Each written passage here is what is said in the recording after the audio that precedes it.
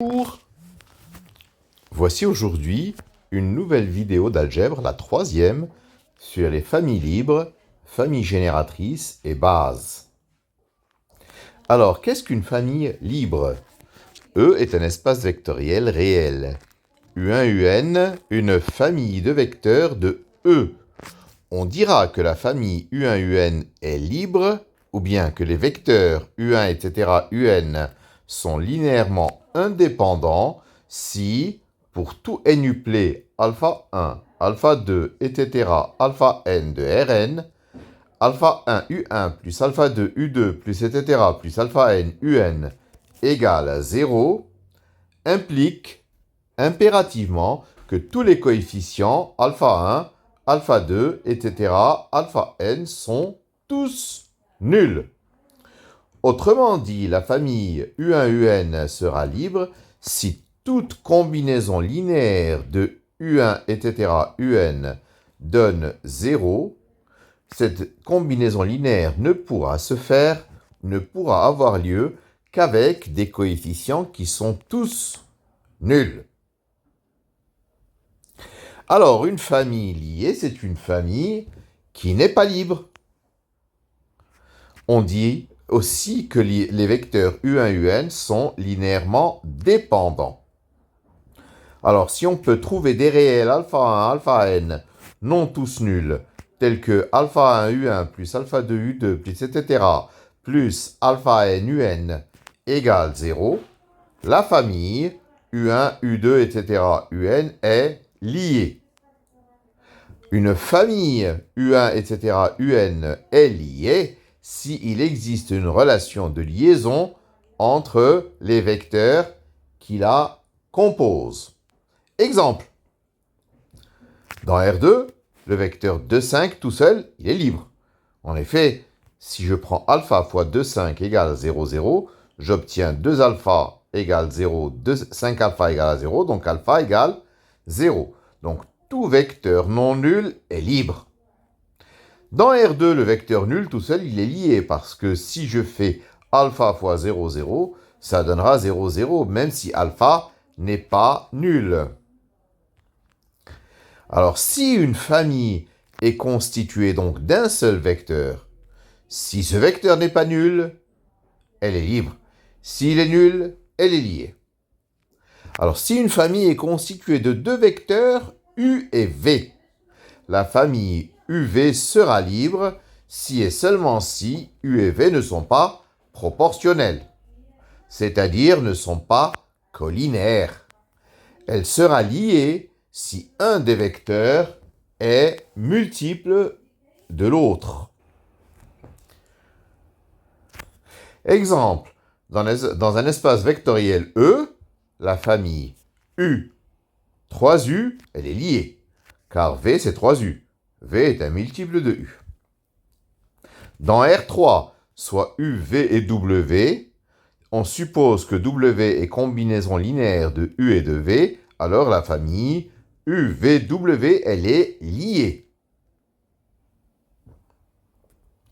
En effet, il existe A, B appartenant à R2, tel que W, c'est AU plus BV, puisque W est combinaison linéaire de U et V. Donc, AU plus BV moins W égale à 0. Donc, il existe des coefficients non tous nuls, A, B et moins 1, tels que AU plus BV moins W égale à 0. Donc, UVW est lié. Dans R3, considérons la famille U égale 2 moins 1, 1, V égale 1, 2, 0, W égale moins 1, 1, 1. La famille UVW est-elle libre ou liée? Alors nous allons le voir. Donc je considère alpha, bêta, gamma 3 réels tels que alpha U plus bêta V plus gamma W égale à 0. Ce qui donne 2 alpha plus bêta moins gamma égale à 0, moins alpha plus 2 bêta plus gamma égale à 0, et alpha plus gamma égale à 0. Je résous ce système par la méthode du pivot de Gauss. Donc, 3 alpha moins bêta égale à 0. D'abord, je remplace gamma par moins alpha dans la troisième ligne. Si je remplace gamma par moins alpha, j'obtiens moins 2 alpha plus 2 bêta égale à 0 dans la deuxième ligne et 3 alpha moins bêta égale à 0 dans la première ligne. Donc, ça me donne alpha égale bêta dans la deuxième ligne et donc je remplace par alpha par bêta. J'obtiens 4 alpha égale 0. Non, alpha par bêta ou bêta par alpha, ça fait 2 bêta égale à 0 et non pas 4 alpha, mais 2 alpha, ce qui revient à peu près au même. 2 alpha égale à 0, c'est-à-dire alpha égale à 0, bêta égale alpha, donc bêta vaut 0 aussi, et gamma égale moins alpha, donc gamma égale 0 aussi. Alpha égale à bêta égale à gamma égale à 0, donc la famille UVW est libre. Une famille de polynômes de degrés tous distincts est impérativement libre. Cinquième remarque, si U1UN est une famille libre et si on rajoute à U1 une combinaison linéaire des autres vecteurs, la nouvelle famille est encore libre. Famille génératrice. Soit E un espace vectoriel et soit U1, etc. UN une famille de vecteurs de E.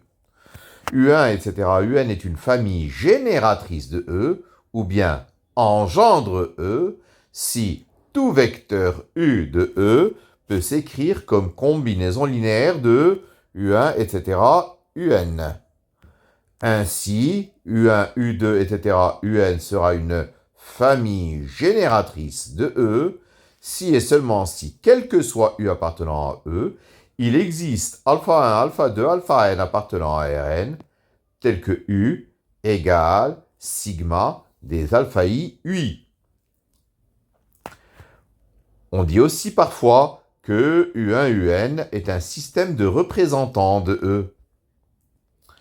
Alors, dire que F, c'est vect de U1, etc., UP, c'est dire que la famille U1, etc., UP est génératrice de F ou bien engendre F. Alors, nous allons voir certaines propriétés des familles libres, liées et génératrices. Toute sous-famille d'une famille libre est libre. Par exemple, si la famille UVW est libre, alors la famille UV, ou bien la famille UW, ou bien V tout seul, est encore libre. Toute surfamille d'une famille liée est liée. Si la famille UV est liée, alors UVW, UVT, UV, U plus V, UV, U moins V, W, V plus W sont liés. Toute surfamille d'une famille génératrice est encore génératrice. Si UV est génératrice, alors UVW l'est aussi. Donc, si quel que soit X appartenant à E, il existe alpha bêta appartenant à R2 tel que X est alpha U plus bêta V, je peux écrire que X est alpha U plus bêta V plus 0 W. Donc ça veut dire que UVW est également génératrice de E. En pratique, si nous disposons d'une famille libre et qu'on retire des vecteurs, la famille restante est encore libre. En revanche, si on en rajoute, ce n'est pas sûr qu'elle le reste. Si nous disposons d'une famille génératrice et qu'on rajoute des vecteurs, la nouvelle famille est encore génératrice. En revanche, si on retire des vecteurs, ce n'est pas sûr que le système reste encore générateur. Alors, on dira qu'un espace vectoriel E est de dimension finie si il existe dans cet espace une famille génératrice constituée d'un nombre fini de vecteurs.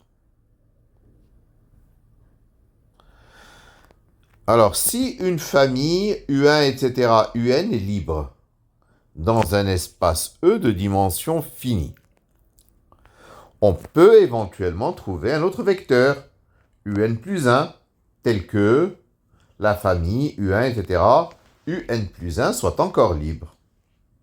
Et on peut recommencer. Cependant, à un moment donné, ce ne sera plus possible. Nous aurons à ce moment-là atteint le seuil, c'est-à-dire nous aurons, à chaque fois que nous trouvons un vecteur, si on l'associe ou si on l'adjoint à la famille qui était libre, donc l'ensemble ne sera plus libre. Donc nous aurons atteint le seuil. Donc U1UP sera libre et quel que soit U appartenant à E, U1, etc., UP, U sera lié. On dira alors que U1, UP est libre maximal. Si U1, UN est une famille génératrice, il est possible de retirer des vecteurs et la nouvelle famille ainsi formée est encore génératrice. Mais à un moment donné, ce ne sera plus possible. Dès qu'on aura retiré un vecteur, la nouvelle famille ne sera plus génératrice. Nous aurons atteint la saturation par le bas. Tout vecteur que nous retirerons de U1UP, la famille restante sera non génératrice. U1UP sera alors une famille génératrice minimale. Alors, base, qu'est-ce que c'est qu'une base?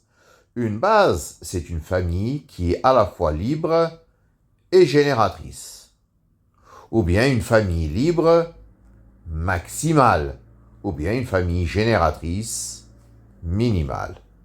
Voilà pour la vidéo d'aujourd'hui. Je vous remercie de votre attention.